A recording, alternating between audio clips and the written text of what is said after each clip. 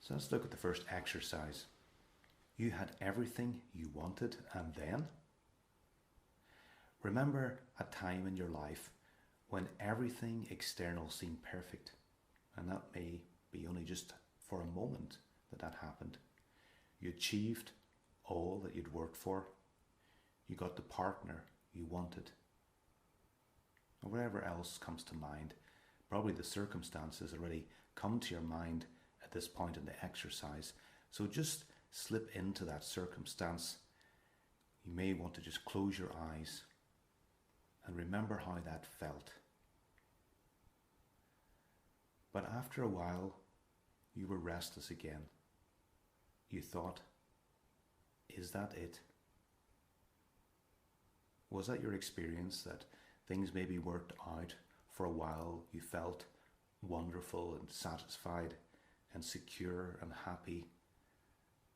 And then that feeling wore off, and somehow the old concerns and anxieties you had crept back in again, even though your circumstances were what you wanted to achieve, what you thought would make you happy. So let's look at the last exercise here. Pick a few areas from the list that you would like to change. Partner, money, body, career, some sort of achievement, where you live, location, meaning what country you're in, where your house is, by a river, by the beach, in the mountains.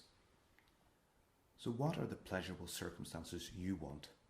What would be your ideal, perfect environment? So take a moment to think about what that is.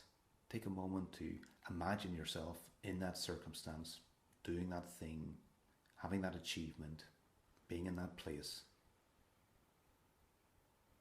And now ask yourself the question, would this lead to true pleasure? The question, would this lead to true pleasure, is really important, because in our heads we have the idea that the perfect partner, the money we want, the body we've always desired, the career and the job and the house of our dreams is what would lead to true pleasure.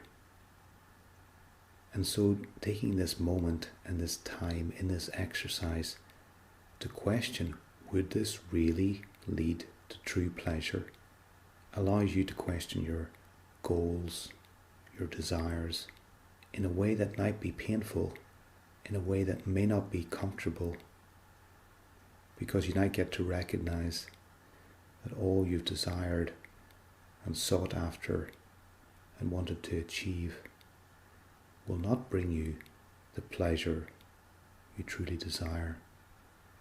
But that sadness or that recognition is really helpful, because it allows you to turn inside and to ask, what would bring me true pleasure?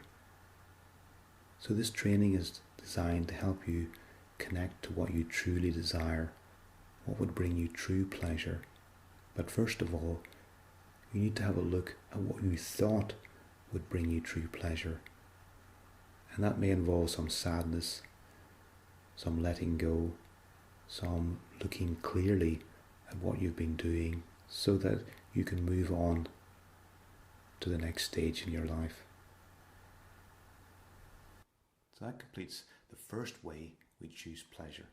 So let's have a look at the other two ways and see if we have any more success by doing something else to choose pleasure in our life.